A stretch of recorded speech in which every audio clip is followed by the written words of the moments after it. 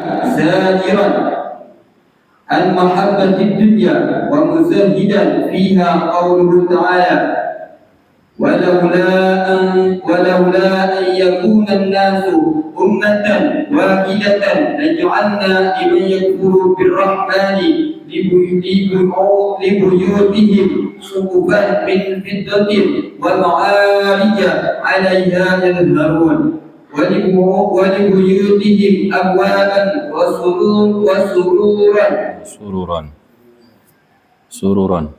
وسرورا عليها يتكئون وزخرفا وإن كل ذلك لما متاع الحياة الدنيا والآخرة عند ربك للمتقين.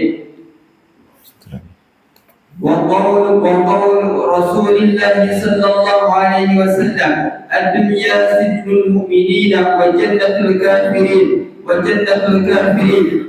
كانت تزن عند الله جناح بعوضة ما سقى كافر منها شربة ماء وأنه سبحانه منذ خلقها ما نظر إليها. Alhamdulillah Rabbil Alamin. Wassalatu wassalamu ala Sayyidina Rasulillah Muhammad ibn Abdullah wa ala alihi wa sahbihi ajma'in.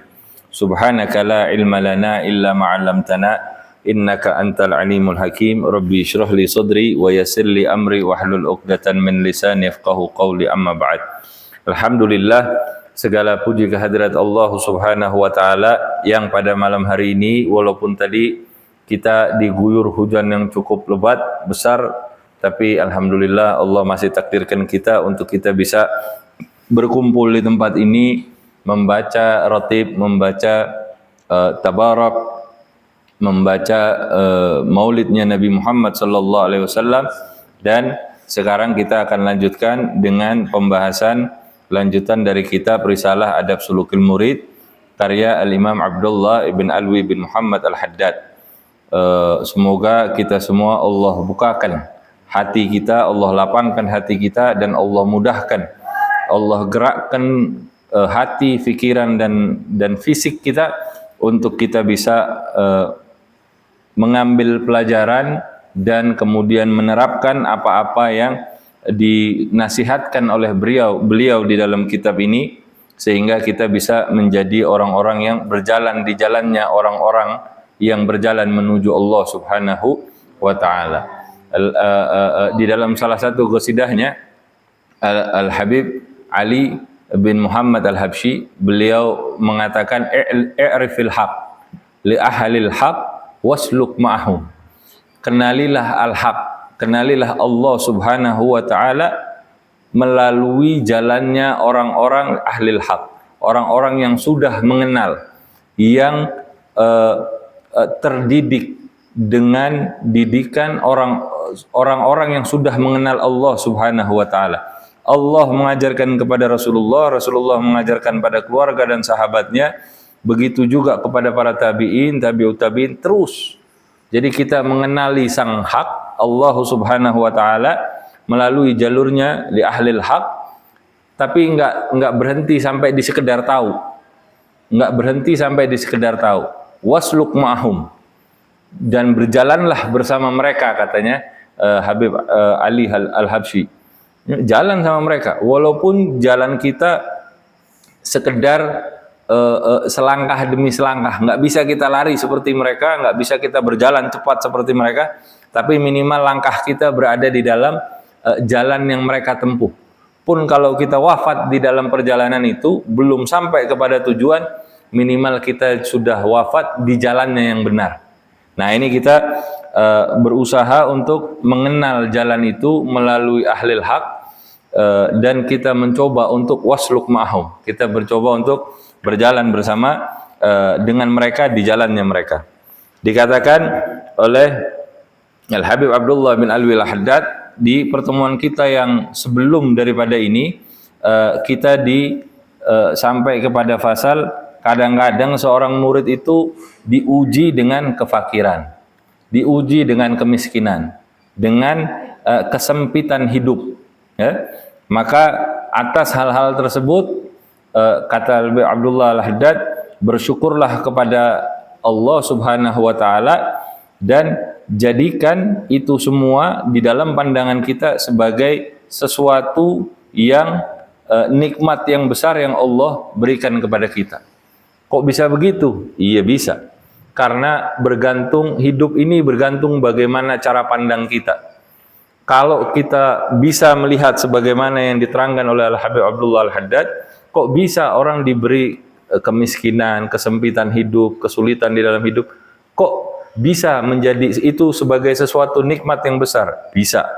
Kenapa? Karena dunia itu adalah musuh bagi orang-orang yang ingin mendekat kepada Allah Subhanahu wa taala. Di dalam salah satu riwayat dikatakan bahwasanya Allah berfirman, kalau saya nggak salah ingat ya, Allah berfirman kepada dunia, wahai dunia, jadikanlah budak orang-orang yang mengejarmu. Tapi kemudian sebaliknya, jadilah sebagai budak orang-orang yang mengejarku, kata Allah Subhanahu wa taala. Kalau kita mau mengejar Allah, maka budak itu dunia itu akan mengikuti kita. Tapi kalau kita ngejar dunia, maka sampai kita mati nggak bakal dapat. Dihidupin 1000 kali, mati lagi tetap aja nggak bakal dapat. Dan dunia itu musuh bagi orang yang ingin mendekat kepada Allah. Karena kalau kita ngejar dunia, kita nggak bakal dapat Allah. Tapi kalau kita ngejar Allah, dunia bakal ngikut. Nah, kalau kita dijauhkan dari dunia dengan kemiskinan, dengan kesempitan hidup, pandang itu sebagai nikmat dari Allah, karena Allah menjauhkan kita dari musuhnya. Dan kita didekatkan oleh Allah supaya kita bisa memandang, kita jadikan pandangan kita ini menuju kepada Allah, bukan menuju kepada dunia. Nah, kemudian kita lanjutkan, wa iyyaka, berhati-hatilah kita, kalian, ya, engkau, kita nih yang dimaksud sini, berhati-hatilah kita, wasummal qatil, dari racun yang mematikan, racun yang bisa membunuh kita, yaitu wahwa, yang itu adalah sangat merindukan kenikmatan dunia, dan menginginkan kelezatan syahwatnya, dan merasa iri pada manusia yang mendapatkan kenikmatannya. Ini 3 hal ini adalah racun yang bisa membunuh kita. Bukan membunuh fisik, tapi yang dibunuh ini lebih besar daripada fisik kita. Tapi penghadapan kita kepada Allah Subhanahu wa taala. Kalau membunuh fisik, selesai dunia, kita habis. Tapi nanti di akhirat, jangankan di akhirat, di kubur kita sudah mendapatkan kesenangan. Kalau cuman kebunuh fisiknya aja. Tapi keimanan kita menuju kepada Allah, fisik kita mati, selesai. Justru enak, bisa langsung berdekatan dengan kenikmatan yang Allah janjikan. Makanya orang Islam itu nggak takut sama mati.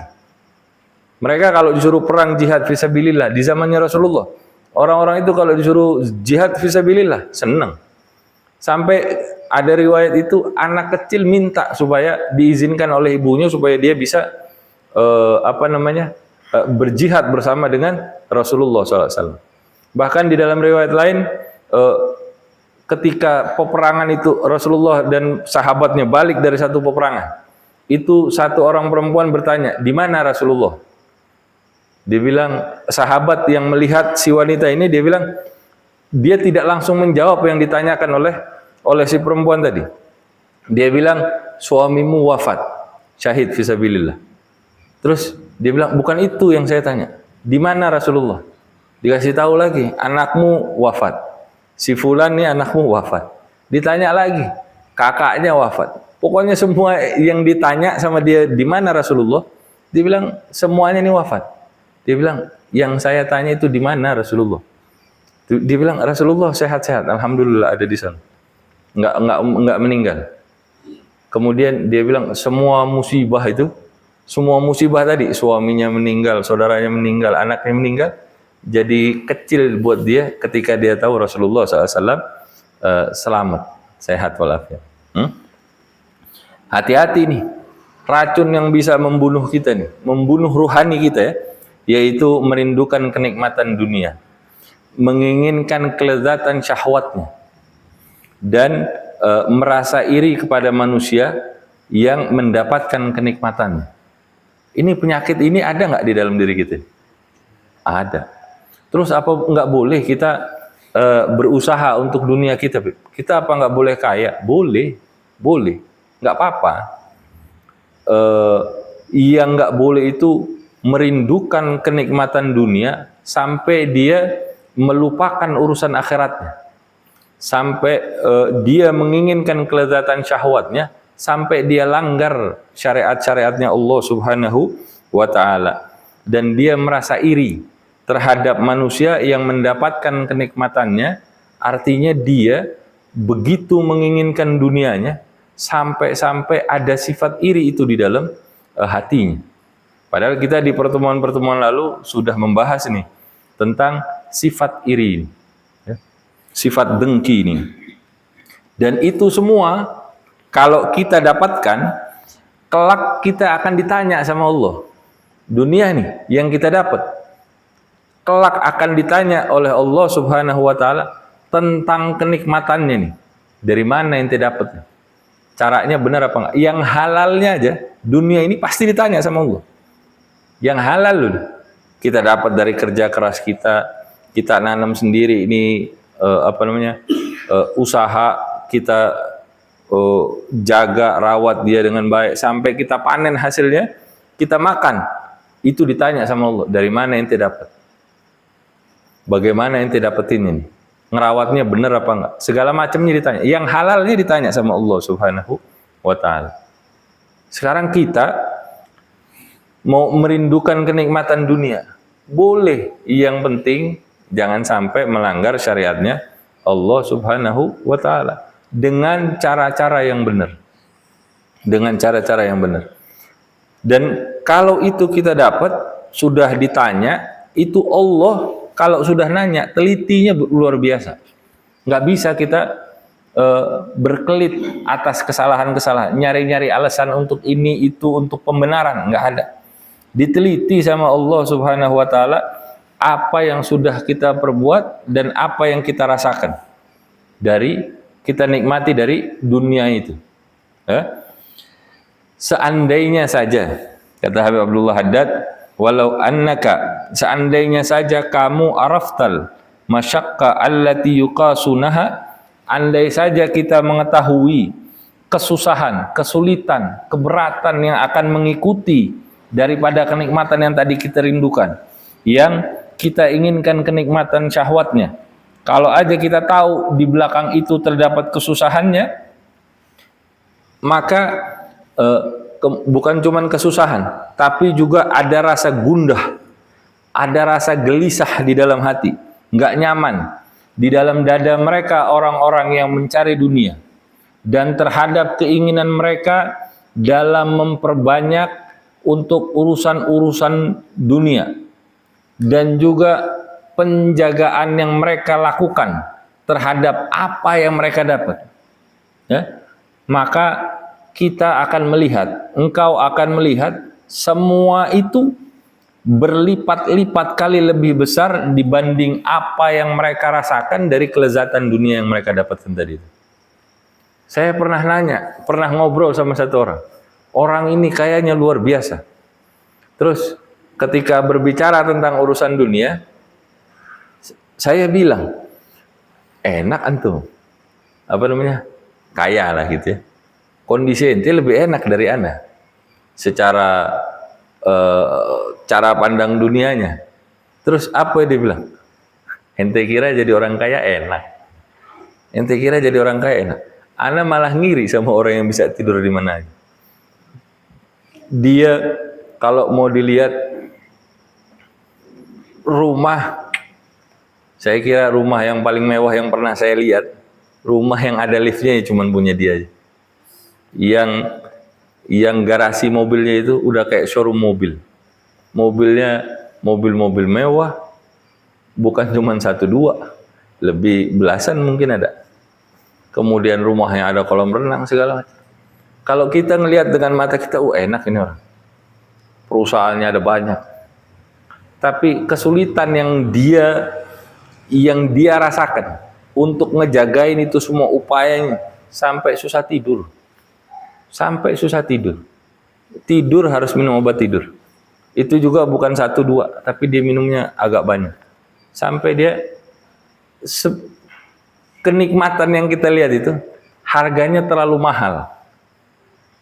Kehidupan rumah tangganya keganggu, hubungan dia sama anak-anaknya keganggu, hubungan macam-macam lah. Dia jadi orang yang cuman ketemu orang-orangnya sedikit, nggak bisa kayak kita nih ngumpul rame-rame, ketawa-ketawa, nggak bisa. Susah. Jadi harganya terlalu mahal dibandingkan kenikmatan yang dia rasakan. Iya, dia bisa pergi ke sono, bisa pergi ke sini, bisa ini, bisa itu. Iya sih, emang enak. Tapi di balik itu banyak yang harus dikorbankan. Dan itu nggak seimbang. Maka lebih enak nih sebetulnya hidup memang ala kadarnya sudah seperti gitu. Usaha ya usaha. Nyari dunia ya cari dengan cara-cara yang baik, yang normal aja udah. Dapat banyak alhamdulillah, dapatnya sedikit syukur kepada Allah Subhanahu wa taala. Dibilang wa yakfika, cukuplah bagi kita teguran dari Allah Subhanahu wa taala terhadap sifat cinta terhadap dunia dan perintah untuk berzuhud. Itu di dalam surat Az-Zukhruf ya, ayat 33-34 yang tadi dibacakan itu dikatakan maknanya kurang lebih wallahu a'lam bimuradi, sekiranya bukan karena hendak menghindari manusia ini, seluruh manusia ini menjadi umat yang bersatu di dalam kekafiran, tentulah kami Allah Subhanahu wa taala akan buatkan bagi orang-orang yang kufur terhadap Allah yang Maha Pemurah itu, akan dibuatkan sama Allah rumah dengan atap-atap perak bagi rumah-rumah mereka, dan begitu juga tangga-tangganya yang mereka naiki, dan pintu-pintu bagi rumah-rumah mereka, bagi dipan-dipan mereka dibuatkan sama Allah semua dari perak, dan perhiasan-perhiasan yang semua itu kata Allah tidak lain hanyalah kesenangan dunia aja. Wa in kullu dzalika lamma mata'ul hayatid dunya. Itu semua enggak lebih dari sekedar urusan dunia, hiasan dunia. Mau dapetin begitu? Hiasan dunia ya. Ini sebetulnya kita nikmati nggak sih itu? Rumah dengan atap lotengnya itu perak misalnya, dengan tangganya perak, pokoknya mewah lah. Sebetulnya yang kita rasakan apa? Bedanya apa gitu? Dengan rumah beratap loteng biasa gitu. Hujan juga kita nggak kehujanan, sama aja. Kita naikin tangganya, kalau itu tangganya dari perak sama dari batu, emang bedanya apa? Sama aja kok. Di pintu rumah kita dari perak sama rumah kita pintunya dari kayu seperti yang ada kita punya nih, sama aja secara fungsi sama aja. Tapi ini Allah jadikan pelajaran buat kita. Supaya apa sih? Supaya kita itu tidak bersatu di dalam kekufuran, kafir terhadap Allah Subhanahu wa taala yang Maha Pemurah. Dikhawatirkan kalau itu semua dikasih, kita ini bakal lupa sama Allah Subhanahu wa taala. Dan di akhiran ayat itu Allah tegaskan wal akhiratu, dan kehidupan akhirat itu inda rabbika lil muttaqin. Di sisi Tuhanmu, di sisi Allah Subhanahu wa taala, hanya bagi orang-orang yang bertakwa kepada Allah Subhanahu wa taala. Ente dapetin dunia ente dengan cara-cara yang apalah terserah begitu ya. Kalau ente dapat itu sudah untuk ente di dunia. Tapi buat kehidupan akhirat, kita hidup di dunia ini berapa tahun? Rata-rata dah 60 tahun, 70 tahun, 90 tahun. Sebentar itu, percaya sama saya. Sebentar itu. Kita nih sekarang usia berapa? 40, 50, 60. Kita ngerasa nih hidup kita di dunia ini dari umur kita lahir sampai sekarang lama apa sebentar? Sebentar. Yang udah tanya sama orang yang udah usianya 80 tahun. Hidupnya di dunia ini lama apa sebentar? Pasti dia akan juga ngerasa ini hidup kita ini cuma terlalu sebentar. Padahal 80 tahun usianya. Selama-lamanya kita hidup, sekaya-kayanya kita hidup di dunia ini cuma sebentar. Hidup kita yang sesungguhnya, entar ketika kita wafat, saat itulah mulai kehidupan kita yang sesungguhnya. Di alam kubur, ruhani kita hidup. Ketika dibangkitkan, ketika kita masuk surganya Allah, insya Allah subhanahu wa ta'ala, kita masuk ke dalam surganya Allah, di situ tuh kehidupan kita tahu. Dan itu bukan sebentar yang kita rasakan hidup di dunia. Kita hidup di dunia puluhan tahun, di sana tuh nggak ada paling seberapa lama sih, 1 detik 2 detik, baru kita tahu tuh, dunia itu urusannya sangat sebentar sebetulnya. Yang sebentar itu kita mati-matian buatnya. Sampai kita ngelanggar syariatnya Allah subhanahu wa ta'ala, masyisya. Semoga Allah lindungi kita dari hal-hal yang begitu. Dan wa qauluhu Rasulullah sallallahu alaihi wasallam, dan Rasulullah SAW juga bersabda, ad-dunya sijnul mu'min. Dunia itu, dunia yang kita tempati sekarang, dunia itu sijnul mu'min, penjaranya orang-orang yang beriman kepada Allah subhanahu wa ta'ala. Penjara nih.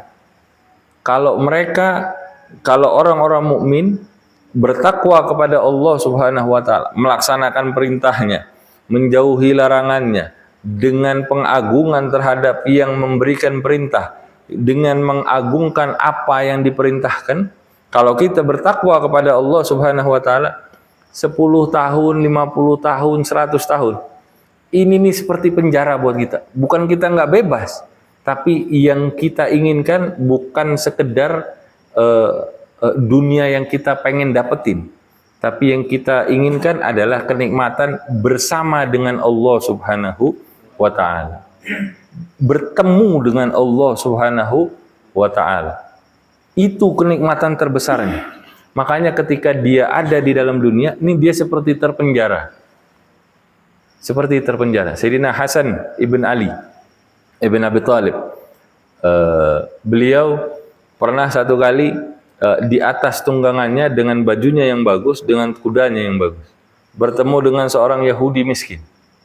Si Yahudi itu kemudian memberhentikan dia dan mengatakan padanya, ya wahai Hasan, dia bilang, kakekmu dulu pernah bilang bahwa ad-dunya sijnul mu'min wa jannatul kafir, dan surganya orang-orang kafir. Tapi lihat keadaan saya dengan keadaanmu. Yang berasa seperti penjara, di penjara itu adalah si Yahudi tadi dengan keadaannya yang miskin. Sedangkan Sayyidina Hasan dengan pakaiannya yang bagus, dengan tunggangannya yang bagus. Terus apa kata Sayyidina Hasan? Dia bilang, apa yang ada pada saya sekarang ini adalah penjara buat saya. Sedangkan keadaan yang engkau dapati sekarang itu adalah jannah, itu adalah surga buat ente. Karena nantinya ketika saya sudah wafat, yang kita imani ini nih nggak ada apa-apanya, nggak ada apa-apanya dibandingkan kenikmatan yang Allah janjikan. Sedangkan engkau, keadaanmu yang saat ini kelak akan kau rindukan ketika kau sudah wafat. Karena lebih enak keadaanmu walaupun dalam keadaan miskin itu saat di dunia ini jannatul kafir. Keadaanmu yang kau anggap nggak bagus ini masih lebih baik dibandingkan dengan apa yang Allah janjikan bagi orang-orang yang kufur terhadap Allah subhanahu wa ta'ala. Wa jannatul kafir walau kanat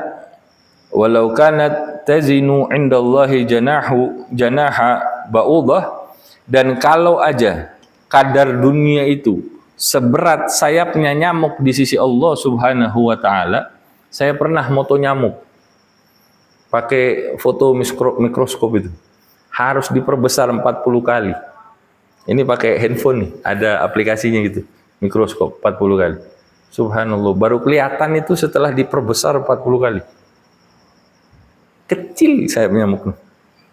Itu katanya, kalau kadar dunia itu seberat sayap nyamuk di sisi Allah, udah nyamuknya kecil, sayapnya lebih kecil. Maka kalau aja seberat itu tuh kadarnya dunia itu, semenjak Allah ciptakan itu, kadarnya seberat itu, maka nggak akan minum darinya orang-orang yang kafir terhadap Allah Subhanahu wa Ta'ala. Tapi pada kenyataannya, banyak nggak orang kafir yang bisa minum? Banyak nggak orang-orang yang nggak beriman kepada Allah, tapi mereka dapeti dunianya ini luar biasa, yang kaya lah, yang inilah, yang itu, yang pinter segala macam. Banyak nggak?